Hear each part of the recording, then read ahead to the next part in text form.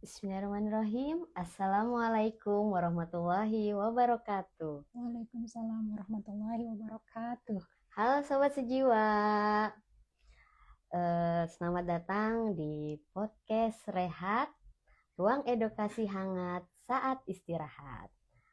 Oke teman-teman, Sobat Sejiwa semua, kali ini kita sudah bertemu di Rehat episode 34.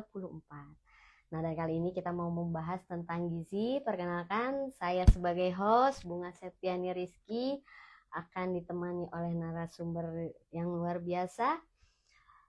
Sobat Sejiwa, tahu tidak bahwa kesehatan jiwa tidak hanya dipengaruhi oleh pikiran dan emosi, tapi juga dipengaruhi oleh apa yang kita konsumsi sehari-hari. Gizi yang tepat berperan penting dalam menjaga kesehatan tubuh sekaligus mendukung kesehatan mental di setiap fase kehidupan. Dalam rangka memperingati Hari Gizi Nasional, podcast Rehat kali ini mengangkat tema Gizi Optimal untuk mewujudkan generasi emas 2045, khususnya dalam konteks kesehatan jiwa.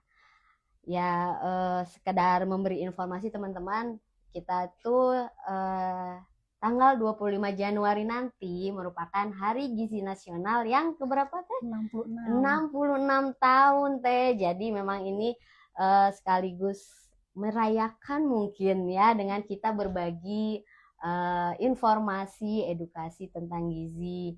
Nah, hari ini kita akan berbincang dengan narasumber yang akan membantu kita memahami tentang gizi dalam kehidupan sehari-hari. Yuk mari kita meluangkan waktu sejenak untuk diskusi hangat di dalam podcast Rehat ini. Dan kita akan berkenalan dengan narasumber kita, karena kalau tak kenal harus kenalan biar lebih sayang. Oke, Teteh, terima kasih sudah hadir di podcast Rehat. Bolehkah lebih memperkenalkan diri lebih jauh, nama terus peran Teteh di instalasi gizi Provinsi Jawa Barat seperti apa? Mangga. Ya, terima kasih Teh Bunga. Hai Sobat Sejiwa. Assalamualaikum warahmatullahi wabarakatuh. Waalaikumsalam. Perkenalkan, nama saya Wiwi Widiani, bisa disapa dengan Teh Widi. Saya sebagai nutrisionis penyelia. Kemudian saya juga bertanggung jawab terhadap asuhan gizi di ruang Jalak Kiri dan ruang Kakak Tua. Nah, di rumah sakit jiwa sendiri saya sudah kurang lebih 1 induk. Udah mau 1 induk. Wow, lama ya. Ini aku manggilnya ibu apa teteh nih anaknya nih, biar kita lebih santai gitu. Teteh aja deh. Oke, teteh. Teh Widi berarti ya aku panggil. Lumayan lama ya teh ya, udah 20 tahun ada 8 di tahun. 8 tahun sudah ada di rumah sakit jiwa. Tapi kalau misalnya di gizi udah berapa lama bekerjanya teh? Dari 2006. 20 tahun ya kan, 20 tahun udah bekerja di bidang gizi. Dan untuk di RSJ sendiri 8 tahun. Oke, ternyata luar biasa ya. Berarti sekarang makin ilmunya pasti insya Allah udah banyak nih teh. Mudah-mudahan ya. Oke. Ya kan tahun ini teh temanya gizi optimal mewujudkan generasi emas 2045. Menurut Teteh nih, apa sih makna gizi optimal itu sendiri? Oke. Kalau kita dengar kata gizi optimal itu merupakan kondisi tubuh kita yang mendapatkan asupan yang sesuai. Tentu saja sesuai baik jumlahnya ataupun jenisnya. Nah, saat gizi tercukupi dengan baik, kondisi ini akan berpengaruh tidak hanya kepada tubuh sendiri, tetapi kepada cara kita berpikir, mengelola emosi, kemudian menghadapi stres. Jadi, gizi optimal itu bukan cuma soal tubuh yang kuat, tetapi juga kualitas hidup kita secara keseluruhan. Seperti itu. Oke, jadi memang mempengaruhi ya gizi dengan optimal, sehingga kualitas hidup kita secara keseluruhan pun menjadi lebih baik ya, Teh. Ya. Terus saat ini tuh Teh kan sebenarnya banyak yang bilang apa sih gizi itu hanya penting saat di anak-anak, padahal kan mungkin setiap fase kehidupan tuh perlu ya Teh ya. Bisa nggak sih Teh, bisa dijelasin nggak sebenarnya seberapa penting sih peran gizi ini di setiap fase kehidupan, Teh? Ya, itu memang anggapan yang sering masih banyak kita temui ya. Padahal gizi itu penting sepanjang hidup kita sejak masa kehamilan. Kemudian asupan gizi itu menentukan kondisi ibu dan tumbuh kembang janin. Kemudian di usia bayi dan balita, gizi juga berperan dalam pertumbuhan dan perkembangan otak. Saat anak dan remaja bisa mendukung juga untuk konsentrasi belajar, stamina, dan stabilitas emosi. Kemudian pada usia dewasa, gizi berperan menjaga produktivitas kerja dan kesehatan mental. Kemudian pada fase lansia kita tetap masih membutuhkan gizi, yaitu kita akan bisa membantu mempertahankan fungsi tubuh dan kualitas hidup. Jadi ketika lansianya kita tidak sakit-sakitan, kita masih tetap optimal, masih bisa istilahnya bermain dengan cucu, masih bisa dengan hal-hal yang masih dengan kondisi tubuh kita. Kalau gizi kita terpenuhi di fase-fase hidup itu, jadi kita bisa optimal sepanjang hidup kita dalam siklus kehidupan itu. Oke, tuh. Jadi sobat sejiwa ya, kita jangan mengelompokkan. Kapan sih waktu fase gizi penting? Misalnya hanya anak-anak, tidak ternyata sobat sejiwa. Jadi dari kandungan pun harus diperhatikan gizinya ya Bu ya.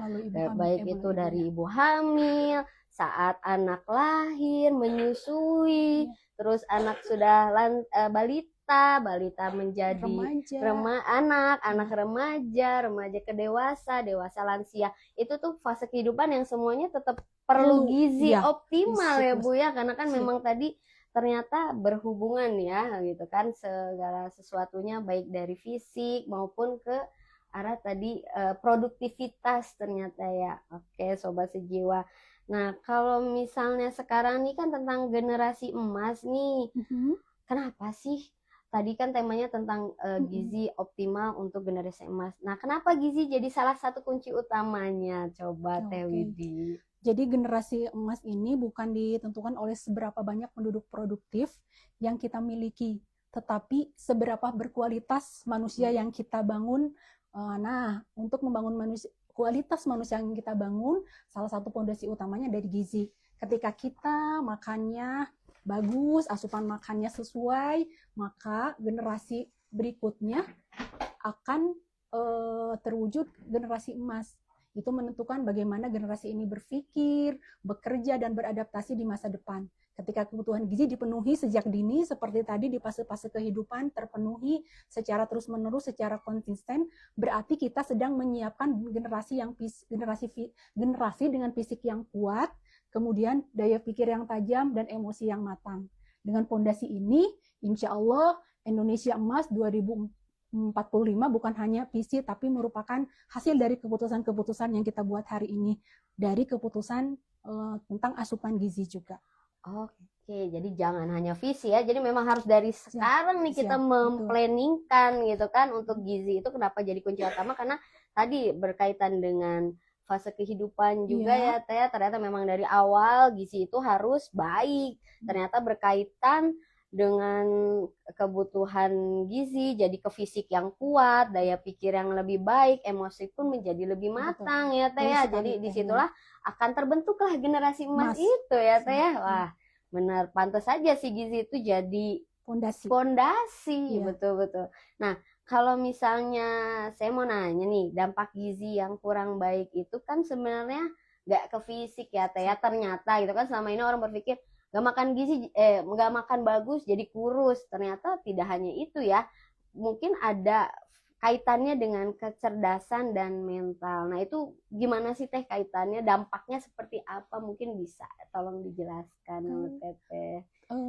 Ternyata kan tubuh dan pikiran itu saling terhubung ya, dan gizi mempunyai peranan penting di dalamnya. Ketika asupan makanan tidak seimbang, misalnya kekurangan protein, vitamin atau mineral, atau kita asupannya terlalu dominan lemak atau gula, itu akan menyebabkan fokusnya tidak menurun dan emosi jadi lebih mudah turun naik. Jadi tidak hanya tubuh yang dampaknya pada tubuh, tetapi pada pikiran kita juga akan terpengaruh. Dalam jangka panjang, kondisi ini berdampak pada cara berpikir seseorang, cara bekerja, cara mengambil keputusan, dan cara berinteraksi dengan lingkungan. Karena itu, menjaga gizi sebenarnya bukan hanya soal makan sehat, tetapi juga penting untuk menjaga kesehatan mental dan kualitas hidup secara keseluruhan. Ini berpengaruh karena tadi itu tubuh dan pikiran tidak bisa dipisahkan. Ternyata sangat erat kaitannya ya Teh, dari makanan bisa nyambung dengan pikiran, dan memang ternyata ya harus seiring sejalan berarti ya. Kalau misalnya makanan bagus, mudah-mudahan kesehatan mentalnya juga baik berarti ya Teh ya. Oke, nah sekarang itu kan kalau dari Teteh nih aku mau nanya tentang pola makan masyarakat sekarang. Kalau menurut ahli gizi itu kesalahannya seperti apa sih yang Teteh amatilah beberapa ke belakang ini, mungkin Teteh bisa diberikan. Kalau pengalaman selama saya jadi ahli gizi, biasanya di masyarakat itu kadang-kadang ketika sudah makan, ketika kenyang, oh berarti beres. Makan saya udah beres karena tubuh saya udah kenyang gitu, sinyalnya sudah kenyang. Ya, gitu padahal ya. Sebetulnya perlu juga memperhatikan komposisi dari makanan yang masuk ke dalam tubuh kita. Nah, Kementerian Kesehatan Republik Indonesia mengeluarkan slogan yang dinamakan piring makanku. Jadi ya dengan piring makanku itu, aduh kebetulan contohnya nggak bawa ya. Piring makanku bisa nanti Sobat Sejiwa searching piring makan biasa bulat. Jadi harusnya itu jadi pedoman ketika kita makan. Jadi piring makan itu kita bagi 3, sepertiganya itu nanti karbohidrat, sepertiganya lagi sayuran, kemudian yang sepertiganya lagi kita bagi 2, setengah dari sepertiga yang itu lauk hewani dan nabati, kemudian itu buah-buahan. Sebenarnya polanya kita harus seperti itu, gizi seimbang. Mungkin kalau zaman dulu, zaman saya jadul ya, saya kecil, ya, nah betul. Ya, sebetulnya sekarang ya betul 4 sehat 5 sempurna sudah tidak relevan lagi. Jadi yang sekarang itu gizi seimbang. Ya, untuk lebih menyederhanakannya seperti itu. Ketika kita makan seperti itu, kalau kita bisa contohin ke makan bakso, kita beli bakso ya di Mamang Bakso. Bakso itu kalau kita amati secara umum ya ada bihunnya, ada sayurannya, ada baksonya, atau kadang-kadang ada tahunya. Itu udah bagus mencakup aneka ragam. Seimbang ya sebenarnya. Cuma komposisinya kan minyak kita bisa lebih banyak. Kalau menurut gizi seimbang, minyak tuh harus sepertiganya, sayurannya harus sepertiganya, kemudian si baksonya itu kan kita kadang-kadang baksonya hampir setengahnya dari mangkok itu sudah bagus. Cuma perlu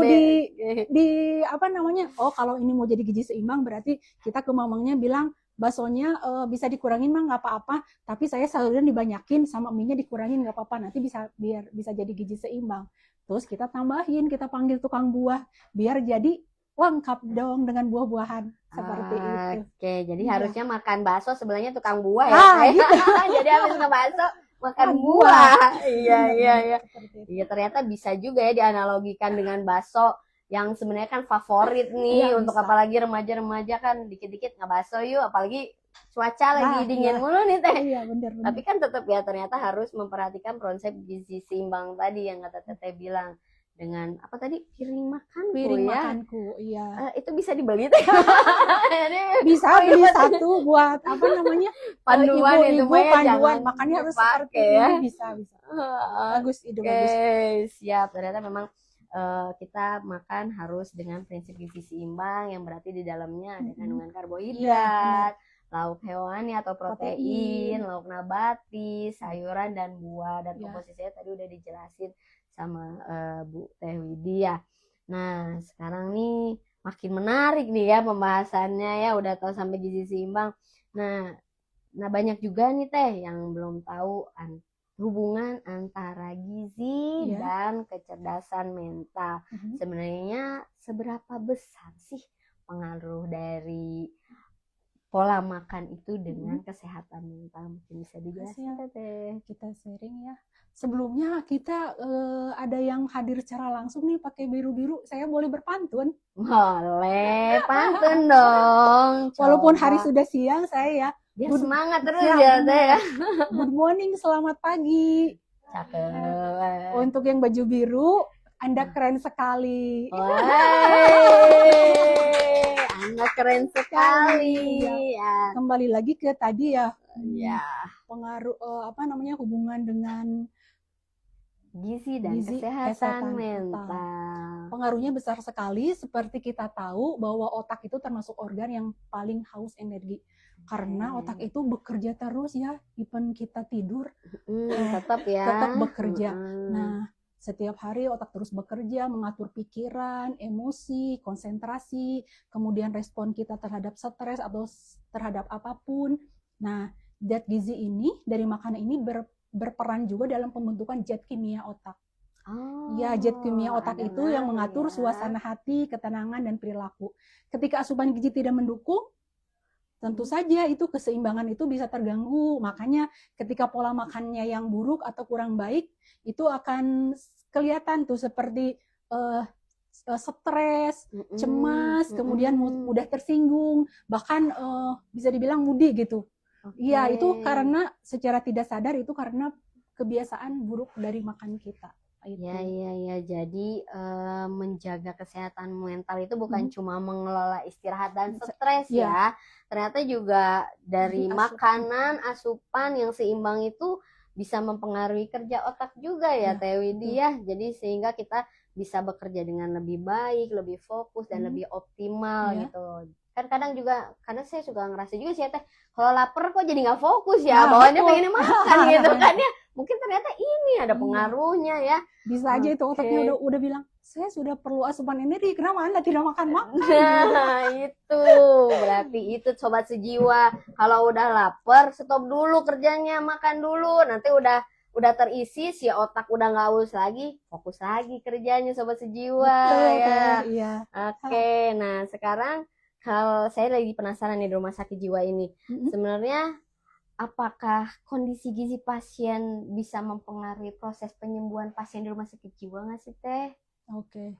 Kondisi gizi pasien yang mempunyai peranan besar dalam proses pemulihan kesehatan jiwa, karena biasanya energi yang cukup, kemudian nanti asupan makan yang seimbang, menjaga daya tahan tubuh pasien sendiri, sehingga pasien itu akan tidak mudah sakit dan bisa menjalani terapi dengan lebih konsisten. Kemudian ketika asupan makannya terjaga, terus kondisi gizi pasien bagus juga, akan mendukung kerja otak dan kestabilan emosi. Kemudian penting itu dalam proses perawatan kesehatan jiwa itu sangat penting sekali.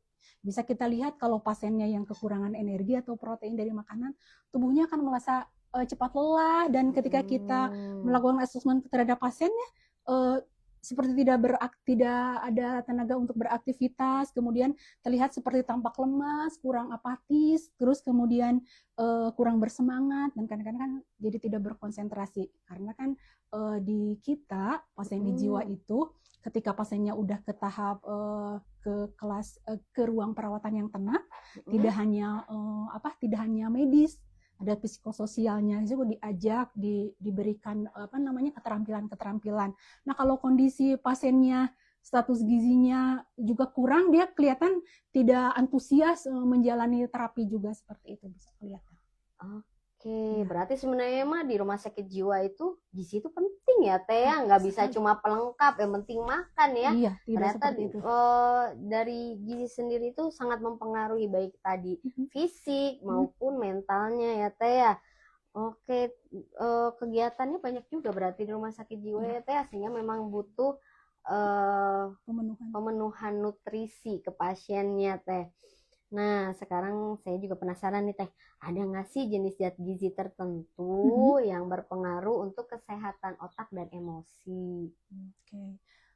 Emang ada beberapa zat gizi yang memang punya peranan penting untuk kesehatan otak dan kestabilan emosi. Biasanya itu dihasilkan dari protein. Ya, misalnya dibutuhkan tubuh untuk membantu kerja otak dan menjaga stamina. Ada juga dari lemak, karena lemak juga itu sebagian besar otak kita itu tersusun dari sebagian besar tersusun dari lemak, sehingga tadi protein dan lemak itu berperan penting dalam menjaga fungsi otak dan kestabilan suasana hati. Selain itu, tidak lupa juga vitamin dan mineral tertentu itu menjaga kerja sistem saraf dan keseimbangan tubuh. Namun tidak ada yang lebih penting lagi, yaitu tetap kita harus paham bahwa semua zat gizi ini tadi ada beberapa protein yang mempengaruhi otak, kemudian lemak juga, kemudian vitamin dan mineral itu tidak bisa bekerja sendiri. Makanya kembali lagi ke prinsip gizi seimbang. Zat-zat gizi itu saling melengkapi, jadi kita ambil sedikit-sedikit, tidak ada satu zat gizi yang dominan gitu. Pasti ada, makanya diperlukan keanekaragaman pangan itu seperti itu. Misalnya daging itu bagus, kalau tiap hari kita makan daging, tetap bagus ya, yang berlebihan itu memang tidak baik ya Teh. Bisa dianekaragam dengan ada ikan, ada telur, ada daging ayam gitu, seperti itu. Tetap walaupun ada, tapi ya tetap kembalinya ke gizi seimbang karena semua harus terpenuhi kebutuhan karbohidrat, protein, vitamin, mineral dan lemak.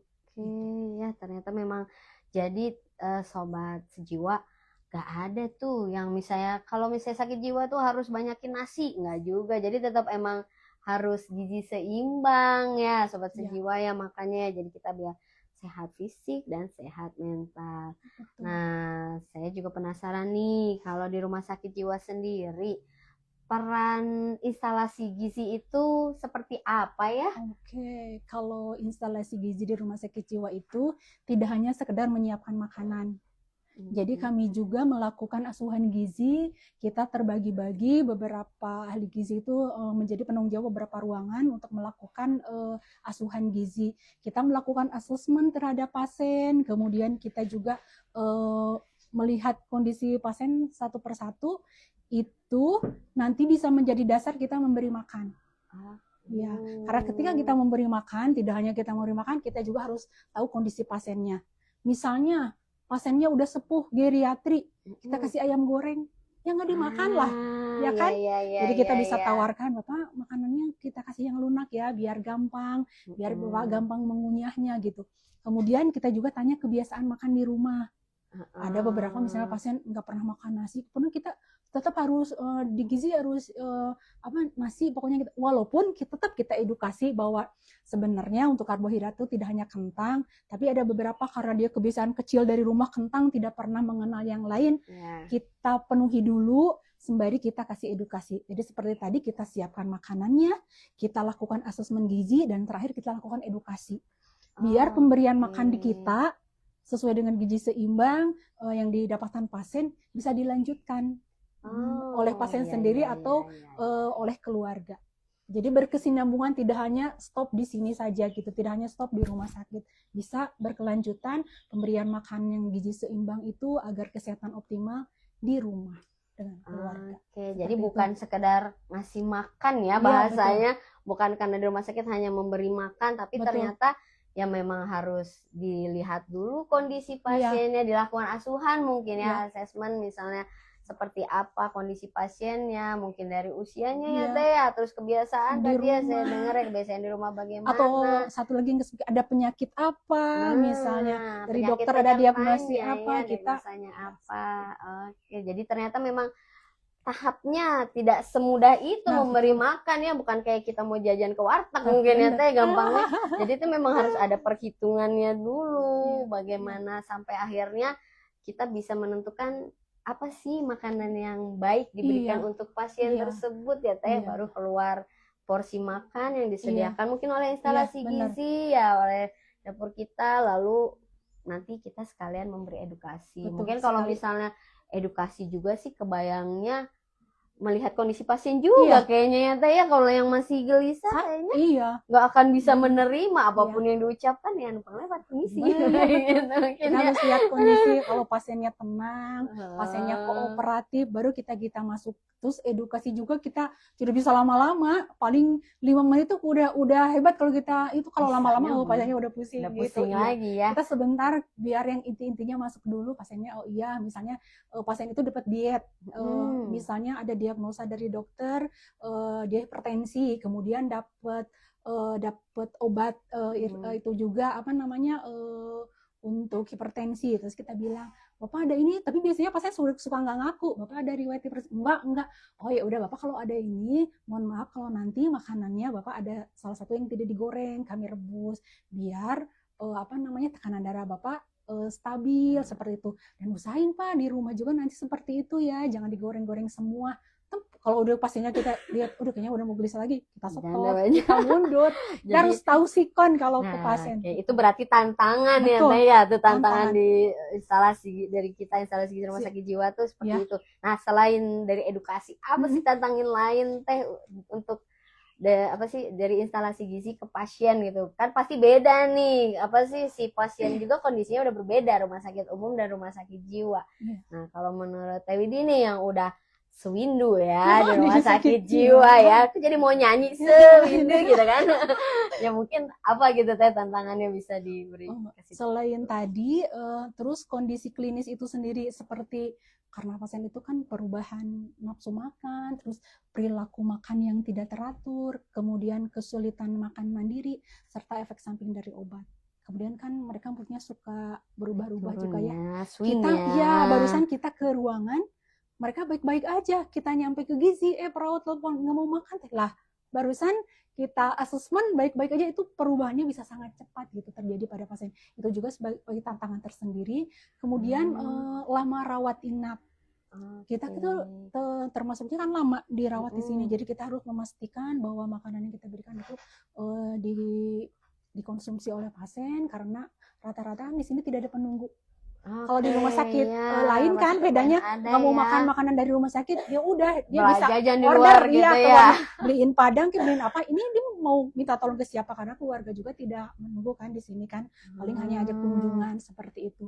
Jadi tantangan tersendiri bahwa kita harus memastikan bahwa makanan yang kita berikan itu benar-benar sesuai dengan keadaan pasien, keadaan klinisnya, kemudian sesuai dengan hasil asesmen kita. Nah, terus kita juga harus memastikan di gizi juga bahwa makanan yang itu aman bagi pasien dan diolah dengan baik.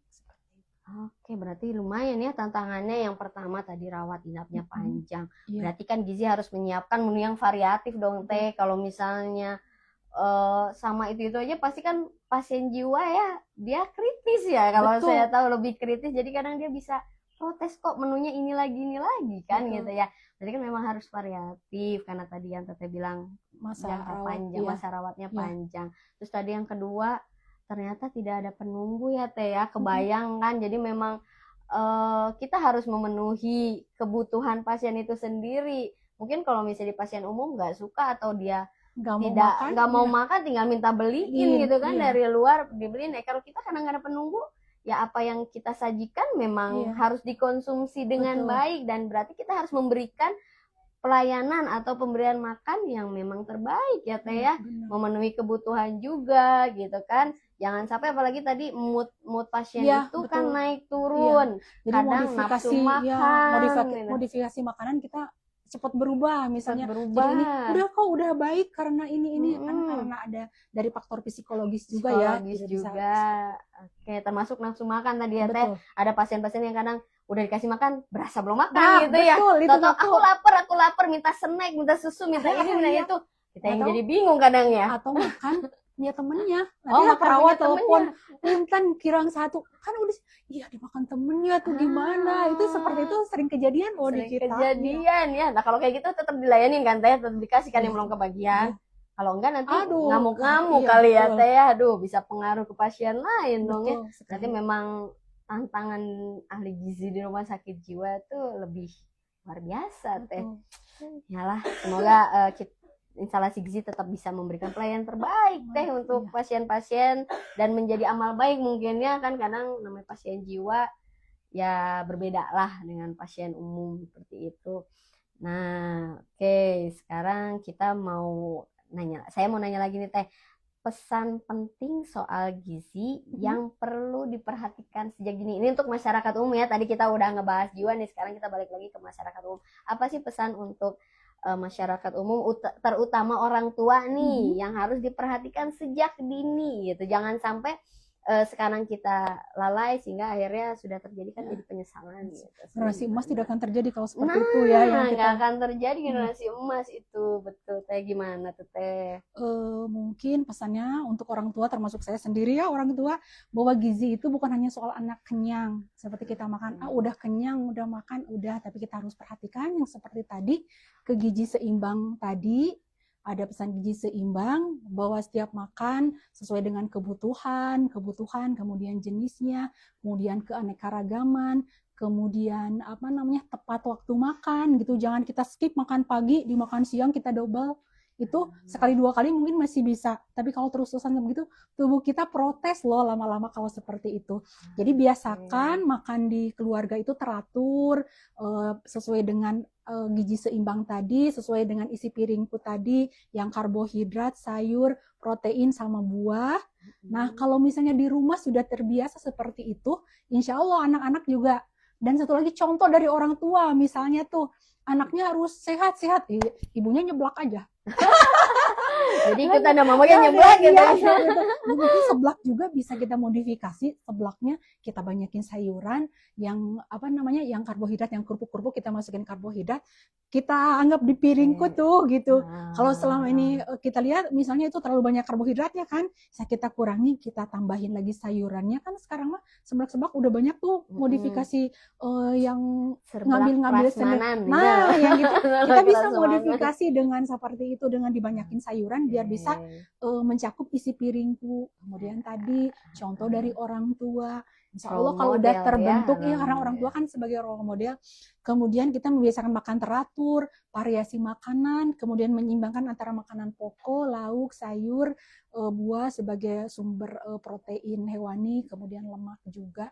Kemudian dari kementerian juga kan ada ya anjurannya untuk gula hindari ya, karena kan makanan zaman sekarang ya, gula itu kalau nggak salah dari kementerian itu 50 gram sehari untuk dewasa. Kemudian kalau garam cuma 1 gram, 1 sendok ya, bukan 1 gram, 1 sendok, 1 sendok teh kalau nggak salah. Kemudian kalau untuk lemak itu hanya berapa coba lemak? Berapa ya? Teman-teman di sini lemak berapa? 5 sendok makan, nggak salah sih. Ya, jadi memang harus tidak boleh berlebih semuanya ya, tetap ada takaran porsinya masing-masing ya. Oke, nah berarti orang tua harus jadi role model untuk mencontohkan makanan gizi seimbang, dan berarti kan ini kan menjadi suatu kebiasaan yang memang harus terbentuk dari awal ya, sehingga nantinya berdampak pada kesehatan fisik. Jadi bukan hanya fisik doang ya, kan tadi yang Tata bilang bisa dari mental, mungkin nanti konsentrasi belajarnya meningkat atau emosi dianya, dan kebiasaan hidup di masa depan juga berpengaruh ya Teh ya. Nah sekarang juga nih Teh ada yang bilang banyak anggapan tuh makanan sehat itu mahal ya Teh ya. Bener nggak sih kalau misalnya makanan sehat itu mahal Teh? Enggak, sebenarnya itu anggapan yang keliru, padahal udah banyak sih sekarang yang aware ya terhadap kesehatan ketika menyajikan makanan buat anak. Oh, sudah ada karbohidratnya, sudah ada proteinnya, sudah ada lemaknya. Kita bisa juga dengan kearifan lokal. Sekarang pangan-pangan, misalnya penyediaan PMT di puskesmas untuk anak balita yang ke posyandu sudah disarankan untuk untuk menggunakan pangan lokal yang dekat dengan sekitar dan mudah didapat. Jadi tidak harus yang mahal. Jadi menyajikan menu dengan gizi seimbang, kita bisa siasati dengan pangan-pangan lokal yang ada di sekitar kita. Jadi kita tidak, kalau mahal mungkin kita kalau pakai daging impor, karena kita bisa pakai ikan. Kita ini kan nenek moyang kita pelaut tuh banyak ikan ya. Ikan banyak yang bagus, nggak harus salmon ya Teh ya. Karena sering lihat drakor mungkin bawaannya pengennya salmon, terus apalagi sushi yang gitu-gitu ya. Sebenarnya kan itu mah ya bisa kita olah untuk makanan lain dengan produk yang ada di pasaran ya, dan sesuai kemampuan berarti ya Teh, kemampuan kita punya uang berapa ya itu bisa kita kelola untuk memberi makanan pangan lokal yang pasti gizi seimbang itu harus terpenuhi tidak mahal. Terus bisa disambung dengan ketahanan pangan yang ketahanan pangan di rumah, kita bisa nanam apa, mau masak kita petik-petik gitu kan. Potek hidup adanya ya Teh ya. Tuh yang punya Sobat Sejiwa yang punya lahan luas, bolehlah berkebun yang kira-kira cengeng gitunya atau daun bawang mau masak, ambil potong tomat yang emang tidak usah nunggu lahan luas, di polybag juga bisa ya, asal ada kemauan intinya. Kalau nggak ada kemauan lahan luas juga nggak jadi apa-apa intinya mungkin ya gitu ya. Oke, nah terus kalau misalnya di era yang sekarang tuh kan serba cepat dan instan ya, tuh banyak tinggal tek tek tek tek tek datang makanan gitu kan sebenarnya ya. sebenarnya gimana sih tips praktis supaya tetap bisa makan sehat? Oke, biar cepat gitu ya, tapi sehat gitu ya. Ya. Kalau sekarang kan apa namanya bergeser ke fast food ya. Padahal fast food banyak kandungan karbohidrat dan gula dan lemak, serta mereka itu miskin dengan vitamin dan mineral serta serat. Kan jarang lah ya yang ada sayur atau buahnya yang fast food itu. Hewani, Iya, betul, hewani. Kemudian dia berlemak, kemudian bergula tinggi ya. Padahal tadi sudah dianjurkan oleh kementerian bahwa ada aturannya setiap harinya berapa asupan yang harus kita makan. Kita bisa menyesuaikan dengan menyiapkan yang sudah siap ketika kita misalnya mau makan apa, si tempe atau tahu sudah ada tersedia, sudah apa namanya, terus kayak sayuran udah diracik-racik. Jadi kita ketika mau makan, kan makanan itu biasanya lebih enak kalau anget-anget ya. Iya, seperti itu kan. Misalnya jadi biar mau cepat, kita udah racik-racik. Jadi kita siapin protein hewani, misalnya protein hewaninya telur, dari nabatinya tahu tempe, kemudian itu dari apa namanya sayurannya kita ada juga di kulkas itu kita siapin sedikit-sedikit gitu. Jadi kalau kita mulai dari awal kan jadi lama, jadi tidak praktis. Tapi kalau kita sudah mengelola, kita simpan di kulkas, sudah disiangi, sudah bersih, itu bisa jadi cepat ketika kita memasak. Food packaging, food prepare, jadi prepare packaging. Jadi pada saat memang kita mengelola tinggal melakukan yang udah disiapkan gitu kita ya. Beli ayam sekilo, ini setengahnya mau dijadiin apa, setengahnya mau pilet, setengahnya udah dimarinasi. Ketika kita mau makan tinggal tek-tek, jadi itu bisa mempercepat proses ya, benar-benar. Apalagi untuk yang ibu bekerja ya, itu udah sangat membantu banget ya Teh. Yang penting tadi balik lagi ya berarti ya prinsipnya ya. Prinsipnya tetap harus terpenuhi piring makanku dan gizi seimbang. Kemudian tadi ada yang terlewat di gizi seimbang juga ada kebiasaan kita cuci tangan dengan air mengalir. Kemudian kita jangan mager, aktivitas fisik. Itu untuk melengkapi kaitan ya. Betul. Iya betul. Berarti tadi memang apalagi fast food tetap harus diperhatiin yang tadi gula garam ya Teh ya. Gula garam dan lemak yang tinggi.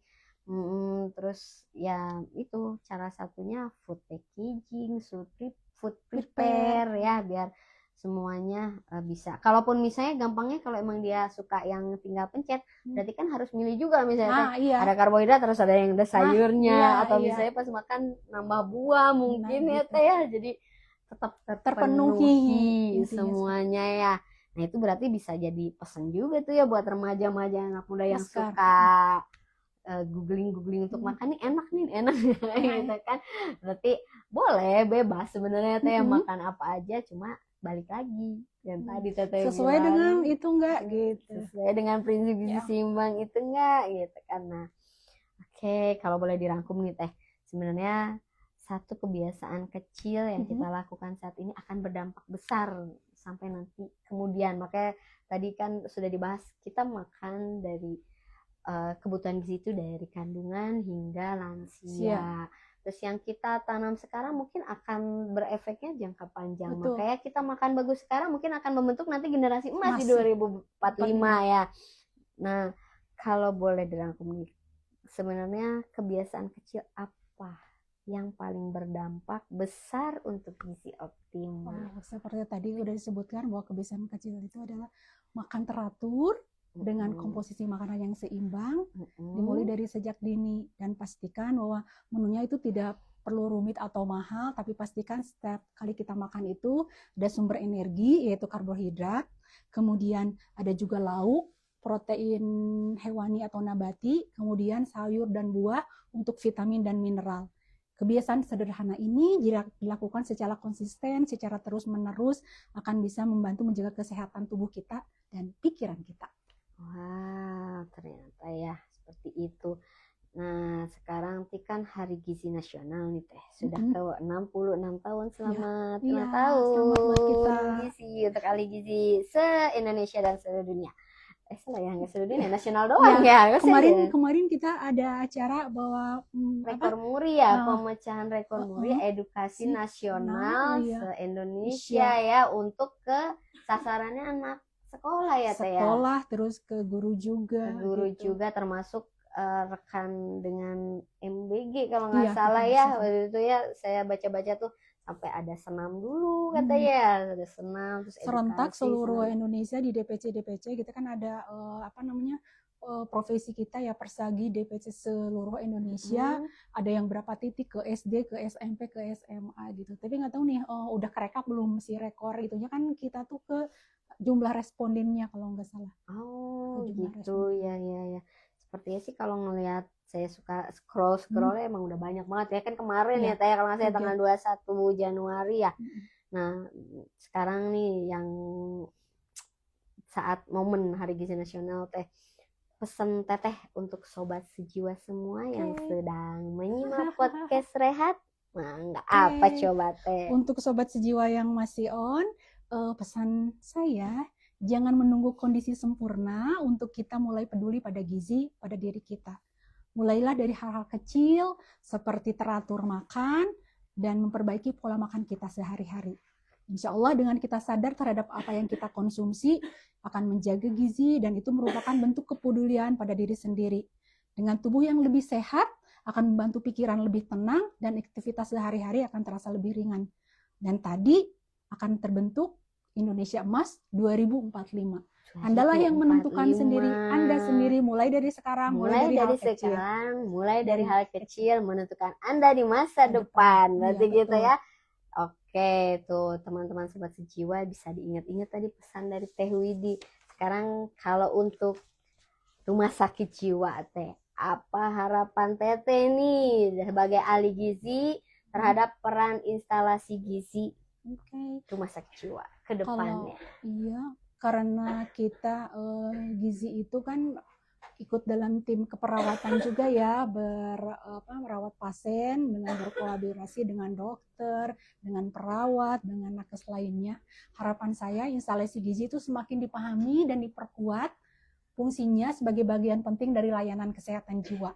Jadi kita instalasi gizi tidak hanya sebagai penyedia makanan, tetapi sebagai bagian dari tim perawatan yang berkontribusi langsung pada pemulihan pasien. Baik melalui pemenuhan kebutuhan gizi, pemantauan kondisi gizi, maupun edukasi gizi bagi pasien dan keluarga.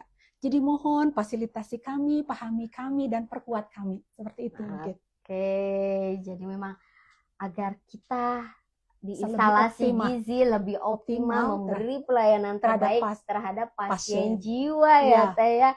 Jadi memang pasien jiwa kan pasien spesial yang Masya Allah ya, yang berarti kita memang harus memberi yang terbaik. Nah terakhir nih Teh, tolong kasih satu kalimat, kenapa gizi itu investasi penting untuk generasi emas 2045? Seperti tadi yang tadi dijelaskan, konsisten hari ini akan membentuk kualitas generasi di masa depan. Dari asupan gizi yang cukup dan beragam, tubuh tumbuh lebih sehat, daya pikir berkembang lebih baik, dan emosi menjadi lebih stabil. Semua ini menjadi bekal penting agar generasi mendatang tidak hanya kuat secara fisik, tapi juga tangguh secara mental, produktif, dan siap menghadapi tantangan kehidupan di masa depan. Wah, dalam ya pesannya ya Sobat Sejiwa. Jadi memang sangat seiring sejalan maksudnya, baik itu dari makanan mempengaruhi kepada fisik, mental, dan produktivitas kita untuk menghadapi masa depan.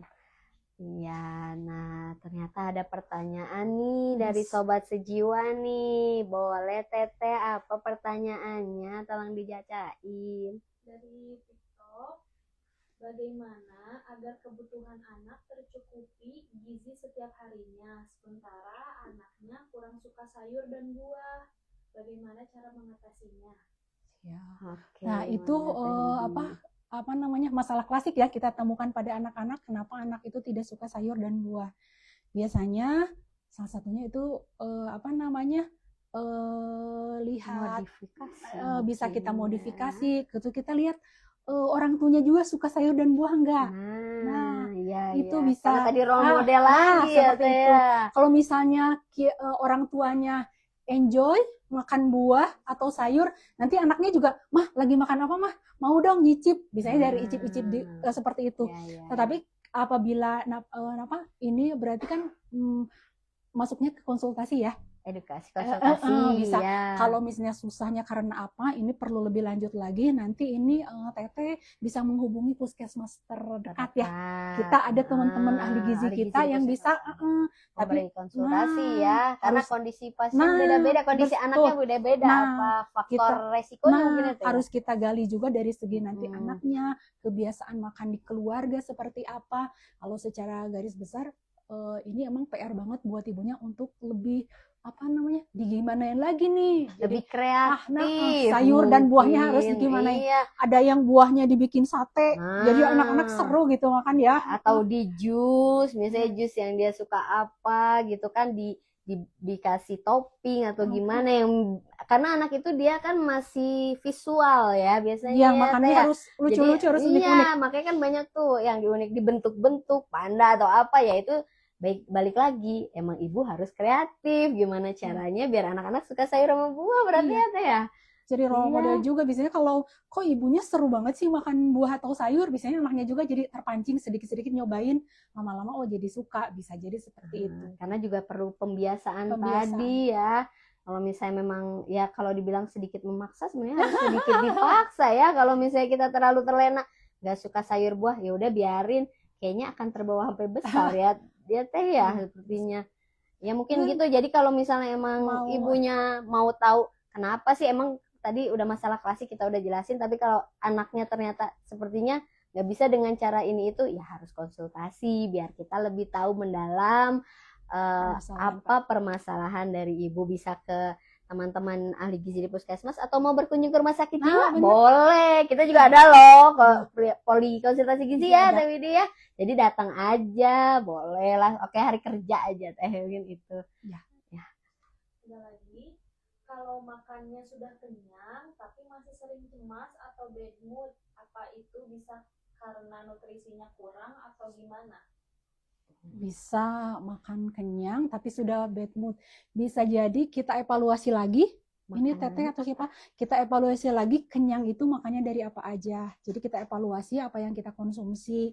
Biasanya yang menyebabkan bad mood itu karena makanan yang kadar gula sama lemak tinggi ya. Itu biasanya bisa merangsang untuk seperti itu. Atau tidak hanya itu, kita juga harus evaluasi apa ada hal-hal lain. Misalnya ada masalah yang belum terselesaikan.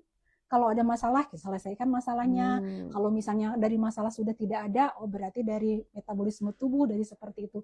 Jadi Teteh atau Akang yang bertanya, dilihat lagi, kan tadi udah kenyang, yang menyebabkan kenyang itu apa? Apakah sudah memenuhi prinsip gizi seimbang? Gizi seimbang, terus piring makanku ya, sayur, buah, protein hewani sama nabati, kemudian karbohidratnya. Ataukah ada faktor lain tadi ya saya, faktor pendukungnya, karena kan ya memang gizi faktor penting, tapi kan tetap ada faktor ekstern yang bisa mempengaruhi si moodi itu mungkin gitu. Ada lagi Teh, saya lagi stres berat nih Kak, menu apa aja ya yang harus dimakan setiap harinya biar aku happy? Oke. Lagi stres nih, lagi stres. Kenali stresnya dan selesaikan kan. Kalau stresnya tidak diselesaikan, kenali dulu, selesaikan, bisa minta bantuan kepada yang ahli atau profesional ya. Bisa, kalau misalnya sudah cerita ke keluarga belum ada solusinya, bisa ke sini ya, bisa ke rumah sakit jiwa, ke psikolog. Kalaupun misalnya tadi menu makanan apa, sepertinya balik lagi ke tetenya, lagi suka apa nih, lagi pengen apa. Biasanya kan untuk pribadi gitu ya, ada kesukaan yang bisa, misalnya saya suka makannya buah stroberi, jadi saya agak tenang misalnya gitu ya, bisa sekali itu. Tapi kalau misalnya menunya tetap harus memperhatikan gizi seimbang, tetap gitu. Jangan sampai ada ya, mungkin beda-beda orangnya, mungkin ada seseorang yang sukanya kalau lagi stres pengennya makan manis mulu, ada yang kalau lagi stres pengennya makannya seblak mulu gitu kan. Ya itu balik lagi ke kebiasaan orang ya. Tapi kalau misalnya dari ahli gizi sendiri sepertinya pokoknya mah intinya balik lagi ke gizi seimbang dan perhatikan piring makanku gitu, seperti itu. Tetap bikin bikin tetenya tuh kayaknya enak nih makan ini gitu. Jadi yang pasti sih harus mengurangi stresnya, tapi dari makanan mungkin bisa membantu mengurangi stres teteh gitu. Ada lagi menu makanan seperti apa ya yang baik untuk orang tua yang terkena demensia? Biasanya kalau di kita di pasien-pasien yang demensia itu suka susah makan, bilangnya karena udah ya. Nah, Kalau karena kita merasa ini udah kamu gitu. Kalau enggak kebalikannya Ah, malah ya iya. udah dikasih makan, aku belum makan dari pagi gitu kan, Iya. karena dia demensia ya teh.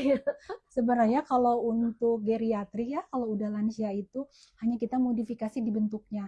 Untuk Bentuk makanan. makanannya bisa jadi lebih lunak, jadi kita membantu proses mengunyah, karena secara mekanik kan gigi-gigi sudah tidak lengkap. Biasanya kita modifikasi di itu, terus dibentuk makannya nasinya biasanya lebih lembek, terus lauknya dilunakin, bisa kita kalau tahu dipepes tidak digoreng, kemudian ikan juga kalau bisa, kalau di kita biasanya sudah dicincang ya, kalau untuk Lauk pasien-pasien cincang. lansia ya lauknya dicincang. Sayur Jadi juga lebih mungkin bisa iya, dicincang atau karena blender itunya sudah seperti itu.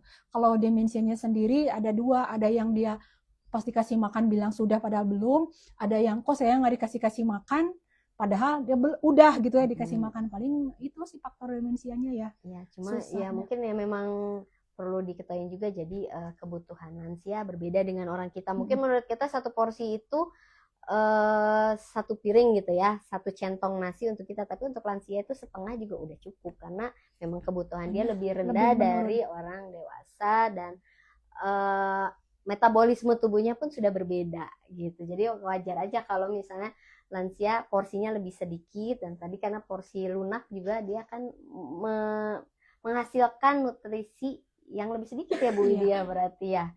Karena kebutuhannya juga emang lebih sedikit, jadi kita harus jangan sabar ya. Jangan ukur orang dewasanya kok Bapak makannya cuma sedikit, padahal kebutuhannya emang lebih sedikit. Jadi memang harus lebih sabar mungkin kalau demensia ya tuh ya. Harus lebih sabar, lebih telaten. Mungkin yang biasa kita makan 3 kali, untuk lansia mungkin porsi kecil tapi sering bisa. Jadi setiap 3 jam sekali nawarin makan, atau mungkin disuapin atau dimotivasi, mungkin gitu seperti ya itu. Iya. Ada lagi teh, keluarga saya ada yang kena skizofren dan depresi. Harus menu seperti apa yang dikonsumsi biar bisa membantu pemulihan? Oke. Seperti tadi emang tidak ada yang khusus. Makannya seperti tadi aja, gizi seimbang, kemudian piringku sesuai dengan piring makanku, kemudian perhatikan juga kebiasaan dari pasien tersebut. Ya, ada kebiasaan tidak sukanya kita hindari, yang suka kita kasih, seperti itu. Yang pada intinya tetap makan gizi seimbang. Biasanya kita 3 kali makan 2 kali snack ya.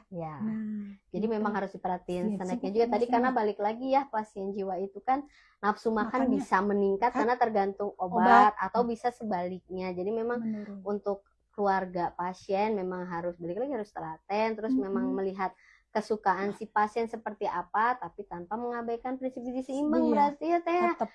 Dan yang pasti sih jangan lupa obatnya.